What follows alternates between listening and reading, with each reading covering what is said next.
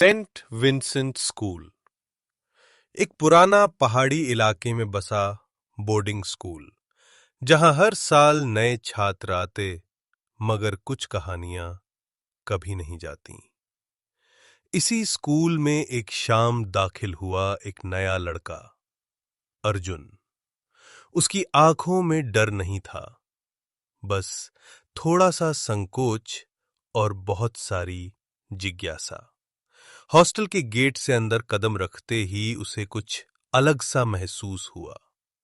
शाम की हवा में एक अजीब सी ठंडक थी, और जब स्कूल की घंटी बजी तो वो घंटी कम और किसी की सिसकियां ज्यादा लग रही थीं। अर्जुन ने सिर हिलाया, जैसे खुद को यकीन दिला रहा हो कि वो बस उसका वहम था। रात को बिस्तर लेटा था कि अचानक एक ठंडी लहर उसके कमरे में फैल गई। उसकी आंखें खुल गईं और उसने किसी की धीमी आवाज सुनी। मेरी मदद करो, मेरी प्रार्थना अधूरी है। वो चौंक गया।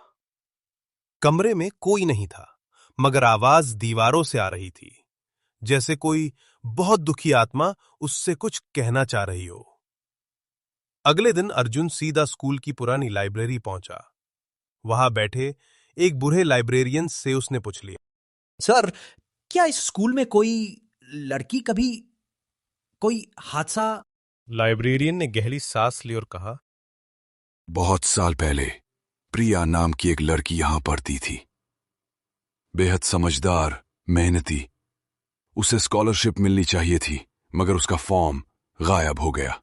कुछ ही दिनों बाद उसकी लाश स्कूल के प्रार्थना कक्ष में मिली थी, बिना किसी निशान या कारण के। कुछ कहते हैं उसकी आत्मा आज भी उस कक्ष में भटकती है। उस रात अर्जुन उस प्रार्थना कक्ष में पहुंचा। वहां सन्नाटा था, मगर हवा भारी लग रही थी। तभी घंटी फिर से बजी, वही अजीब कराहती ध्वनि, और अचानक सामने प्रिया की आत्मा प्रकट हुई। सफेद कपड़े, गीली आंखें और एक मासूम सी बेचैनी। उसने कहा, मेरी फाइल, मेरी सच्चाई प्रिंसिपल के कमरे में छिपी है। अर्जुन ने सिर हिलाया और कहा, मैं तुम्हारी मदद करूंगा, तुम्हें मुक्ति मिलेगी। अगली रात जब सब सो रहे थे, अर्जुन ने चुपके से प्रिंसिपल का ऑफिस खोला। वहां की अलमारी के पीछे उसे वो फाइल मिली जिसमें सच्चाई दर्ज थी। स्कॉलरशिप के नाम पर हुए घोटाले, हेरा फेरी और जानबूझकर प्रिया का नाम हटाना। उसी फाइल के आधार पर अर्जुन ने पुलिस को सूचना दी और प्रिंसिपल को गिरफ्तार कर लिया गया। अब स्कूल में हलचल थी, लेकिन अर्जुन के मन में शांति। उस रात उसे फिर एक सपना आया। प्रिया की आत्मा सामने खड़ी थी, लेकिन इस बार उसकी आंखों में दर्द नहीं, सिर्फ एक नर्म मुस्कान थी। वो बोली, अब मेरी प्रार्थना पूरी हुई। धन्यवाद अर्जुन, अब मैं आजाद हूं।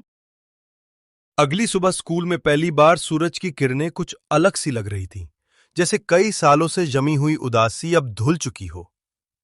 अर्जुन स्कूल प्रांगण में खड़ा था और सोच रहा था, कभी कभी डर के पीछे कोई सच्चाई, कोई अधूरी दुआ छिपी होती है, और हिम्मत वही है जो उस आवाज को सुन ले।